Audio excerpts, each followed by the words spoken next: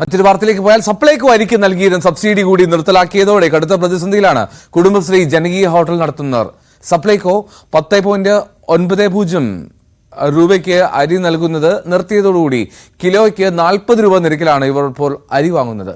ഊണിന് സർക്കാർ നൽകിയിരുന്ന 10 രൂപ സബ്സിഡി നിർത്തലാക്കി ഒരു കൊല്ലമാകാൻ പോകുമ്പോൾ അരി വില വർധനവ് കൂടി ഉണ്ടാക്കിയ പ്രതിസന്ധി അത് വലുതാണ്.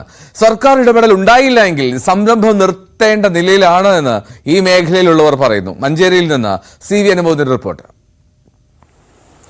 ചുരുങ്ങിയ ചെലവിൽ വയറു നിറയെ ഭക്ഷണം, അതായിരുന്നു കുടുംബശ്രീയുടെ ജനകീയ ഹോട്ടലുകൾ.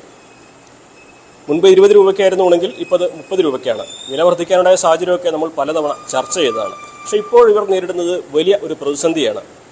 അരിവില വലിയ തോതിൽ തന്നെ ഉയർന്നിട്ടുണ്ട്. അതിന് സർക്കാർ നൽകിയിരുന്ന ആനുകൂല്യങ്ങളൊക്കെ ഇല്ലാതായിരിക്കുന്നു. മാത്രമല്ല, പച്ചക്കറി വില ദിനം പ്രതി കൂടിക്കൊണ്ടിരിക്കുന്ന അവസ്ഥ. കുടുംബശ്രീ ഹോട്ടലുകൾ പൂട്ടിപ്പോകേണ്ട സാഹചര്യത്തിലാണുള്ളത്.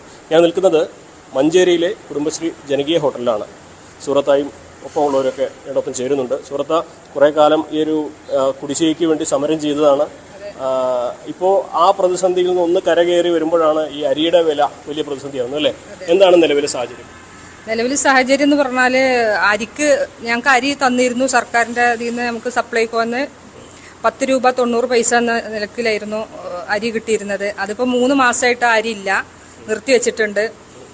ഒരു മുന്നറിയിപ്പൊന്നും ഇല്ലാതെയാണ് ഞങ്ങൾക്ക് നിർത്തിവെച്ചത്. അതുകൊണ്ട് ഇപ്പോൾ അരി ഞങ്ങൾ പുറത്തുനിന്ന് വാങ്ങുകയാണ്. 40 രൂപയാണ് 1 കിലോ അരിക്ക്. ഈ 30 രൂപയാണ് ചോറിനും. അപ്പോൾ എങ്ങനെയായാലും ഇത് മുന്നോട്ട് പോവാൻ നല്ല പ്രയാസത്തിലാണ്. കടം കൂടി വരികയാണ്. ഞങ്ങൾക്ക് സബ്സിഡി കിട്ടാത്തതുകൊണ്ടാണ് ഞങ്ങൾ സമരം ചെയ്തിരുന്നത്. അപ്പോൾ പകുതി സബ്സിഡി തന്നു. അപ്പം അന്ന് ഞങ്ങൾ ആ കിട്ടിയ പൈസ ഫുള്ള് ഞങ്ങൾ കടം വീട്ടാനേ ഉണ്ടായിരുന്നുള്ളൂ. കടമൊക്കെ വീട്ടി നല്ല രീതിയിൽ വീണ്ടും ഇങ്ങനെ തുടങ്ങിക്കൊണ്ട് നിൽക്കുമ്പോഴാണ് അരി നിർത്തലാക്കിയത്. അപ്പോൾ സപ്ലൈകോന്ന് ഞങ്ങളോട് കാരണമൊന്നും പറഞ്ഞില്ല. നിങ്ങൾക്ക് അരി നിർത്തി വെച്ചിട്ടുണ്ട്. അപ്പോൾ ചില ആളുകൾ ചെലാൻ അടച്ച ആൾക്കാരുണ്ട്. ഇപ്പം ഈ മാസത്തെ അരി കിട്ടും എന്ന ആ തീരുമാനത്തോടു കൂടി ഒരു പൈസ അടച്ചിട്ടും അരി കിട്ടിയിട്ടില്ല. അപ്പൊ പൈസ അവിടെ അടച്ചുകൊണ്ടിരിക്കുകയാണ്. ഇപ്പോഴും അടച്ച പൈസ അവിടെ ഉണ്ട്, പക്ഷെ അവർക്ക് അരി കിട്ടിയിട്ടില്ല. 10 രൂപ 90 പൈസ കിട്ടുന്ന 40 രൂപയ്ക്കാണ് വാങ്ങുന്നത്. 40 രൂപക്കാണ് ഞങ്ങൾ അരി വാങ്ങുന്നത്. ഒരു മാസം ഞങ്ങൾക്ക് 700 കിലോ അരി വേണം. ഓരോ ജനകീയ ഹോട്ടലിനും 700 കിലോ അരിന്റെ അടുത്ത് വരുന്നുണ്ട്. ഞങ്ങൾക്ക് 600 കിലോ അരി ആയിരുന്നു കിട്ടിയിരുന്നത്. എന്നാലും ഞങ്ങൾ ബാക്കിയുള്ളത് വാങ്ങിക്കൊണ്ടിരിക്കുകയായിരുന്നു, പുറത്തുനിന്ന് വാങ്ങലായിരുന്നു. എന്നാലും ഞങ്ങൾക്ക് അതിങ്ങനെ ഒരു വലിയ ബാധ്യതകളില്ലാതെ പോകാമായിരുന്നു. പക്ഷെ 25,000 രൂപയുടെ വർധനവുണ്ടായില്ല. അത് അങ്ങനെയാണ്. ഇപ്പൊ ഞങ്ങൾക്ക് വീണ്ടും കടം കുടുങ്ങി. ഇപ്പൊ ഞങ്ങൾക്ക് കുറച്ച് പൈസ കിട്ടാനുണ്ട്. അത് 17 ദിവസമായിട്ട് ജില്ലാ മിഷനിൽ എത്തിയിട്ടുണ്ട്. പക്ഷെ അത് ഒപ്പിടാനൊരു അധികാരികൾ അവിടെ ഇല്ല. ആ ഒരു ഇതിൽ ഞങ്ങൾക്ക് ആ പൈസ കിട്ടാതൊക്കെയാണ്. പക്ഷെ അത് കിട്ടിയാലും ഞങ്ങൾക്ക് ഈ ആളുകൾക്ക് കൂലിയായിട്ട് ഞങ്ങൾക്ക് അധികം എക്സ്ട്രാ ആയിട്ട് ഞങ്ങൾക്കുള്ള ഒരു ക്യാഷ് ആയിട്ടാണ് ഞങ്ങളത് ഇതുവരെ വിചാരിച്ചിരുന്നത്. ഞങ്ങൾക്ക് ഓരോരുത്തർക്കായിട്ട് ഒരു 10,000 എന്നെങ്കിലും ഞങ്ങൾക്ക് എടുക്കാലോ എന്ന രൂപത്തിലായി നീക്കി വെക്കാം എന്ന രൂപത്തിലായിരുന്നു. പക്ഷെ അതിപ്പോൾ കിട്ടിയാലും ഞങ്ങൾക്ക് കടം വീട്ടാൻ തന്നെയുള്ളൂ. വീണ്ടും ഞങ്ങൾക്ക് കടത്തിന്റെ മേലെ കടങ്ങളായി. കാരണം ഈ അരിയും മൊത്ത സാധനങ്ങൾക്കൊക്കെ വില കൂടിയതാണല്ലോ. ഊണിന് കിട്ടിയിരുന്ന 10 രൂപ സബ്സിഡി ഇല്ല, സബ്സിഡി ഒക്കെ നിർത്തി വെച്ചിട്ടുണ്ട്.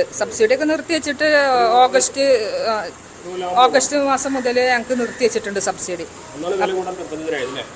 അതുകൊണ്ടാണ് 30 രൂപക്ക് ചോറുകൾ കൊടുത്തോളി.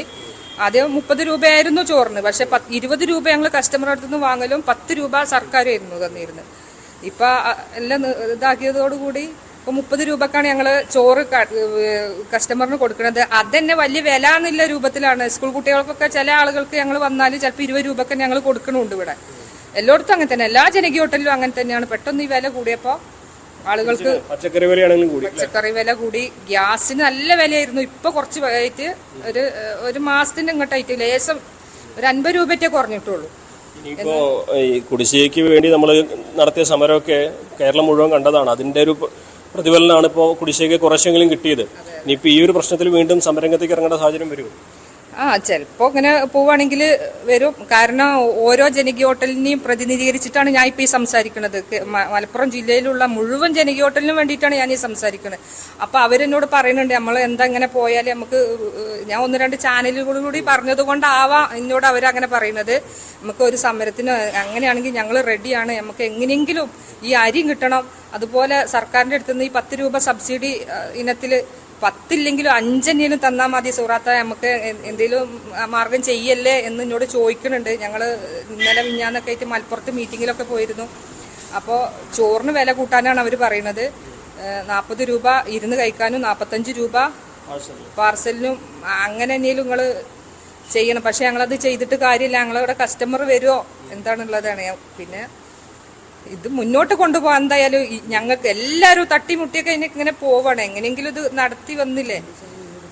അപ്പോൾ ഇപ്പോൾ ഞങ്ങൾ തന്നെ ഇവിടെ 6 പേരുണ്ട്. 6 പേരിൽ 2 ആള് ഡെയിലി ലീവ് എടുക്കുകയാണ്. കാരണം ഇവിടെ കൂലി ഉണ്ടാകണില്ല, കൂലി കൊടുക്കാൻ തികയണില്ല.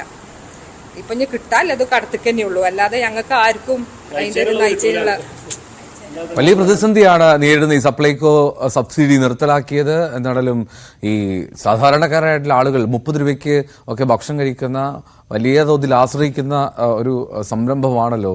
പക്ഷേ അതിന്റെ പ്രതിസന്ധിയാണ് അവിടെ സ്ത്രീ വിവരിച്ചത്.